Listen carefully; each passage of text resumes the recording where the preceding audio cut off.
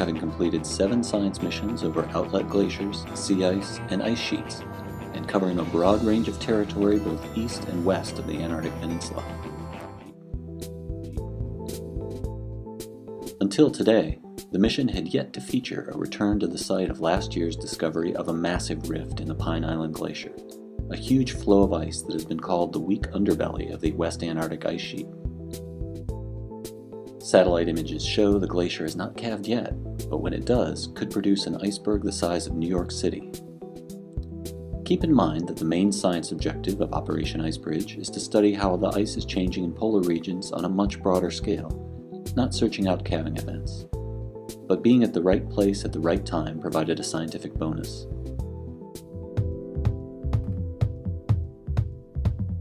Icebridge often passes the scenic Antarctic Peninsula on its way to survey the continent's ice sheets, glaciers, and surrounding sea ice.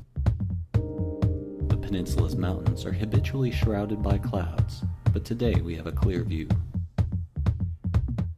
As we descend, we see vast fields of sea ice. Large pieces of sea ice are called floes, and these formations often collide, creating thick ridges along their edges or raft over top of each other. This ice appears to be thick enough to be second-year ice, or ice which survived a summer melt season. Darker, grayer ice appears to be more recent, and might be around 10 centimeters thick, while the white ice covered by snow is probably more than 30 centimeters thick. The area in the lower center here is so smooth, it might be just a few hours old.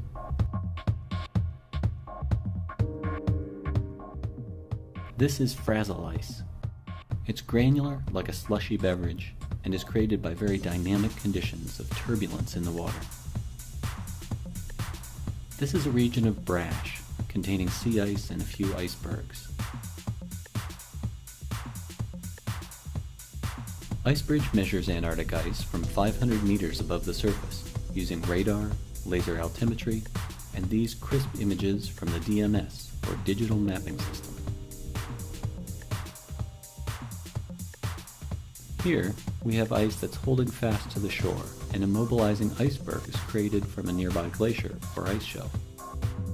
These slabs of ice from continental ice shelves, sticking above the water by perhaps 50 meters, are large and flat enough to be called tabular bergs.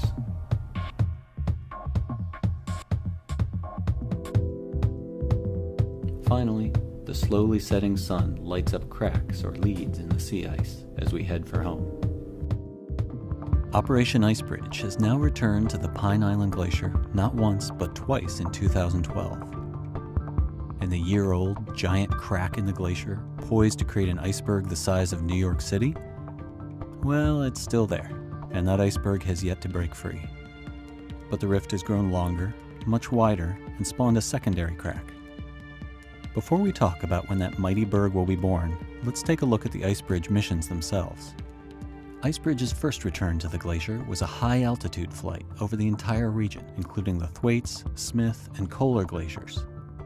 After this campaign is over, scientists will be able to compare this broad survey with previous year's measurements in order to better document the rapid and widespread changes in the region over time. For the second mission, NASA's DC-8 flew, as it does for most Icebridge flights, at 500 meters above the ice. And this mission was about creating a brand new set of data. The flight lines took the team over previously unmeasured tributaries of the glacier, and also surveyed the bedrock below them to provide a baseline for measuring change in the future.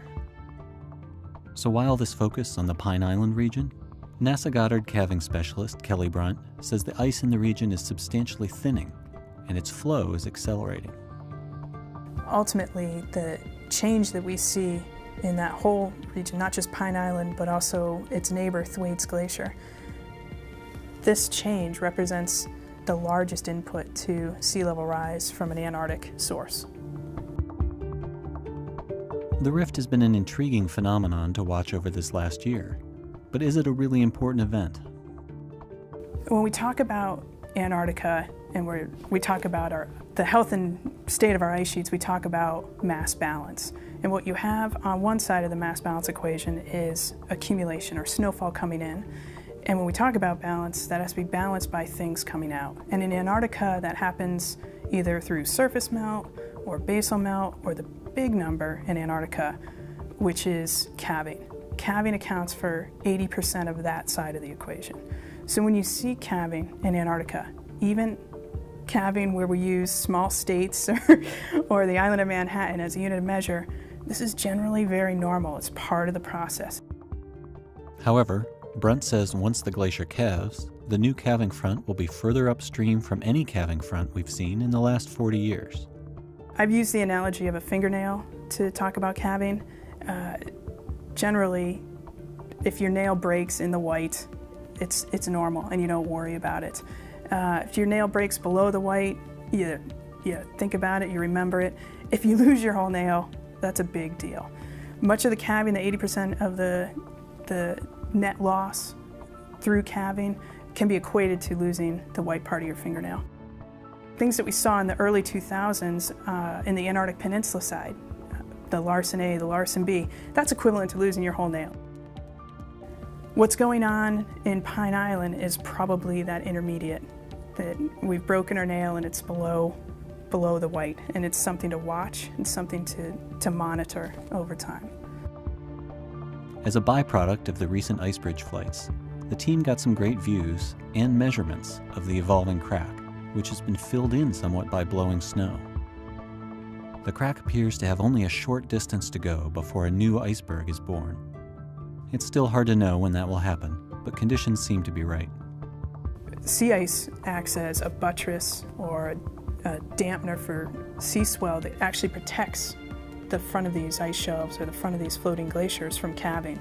So the fact that there's no sea ice in front of Pine Island Glacier right now implies that it might be in a state that's sort of primed to calve.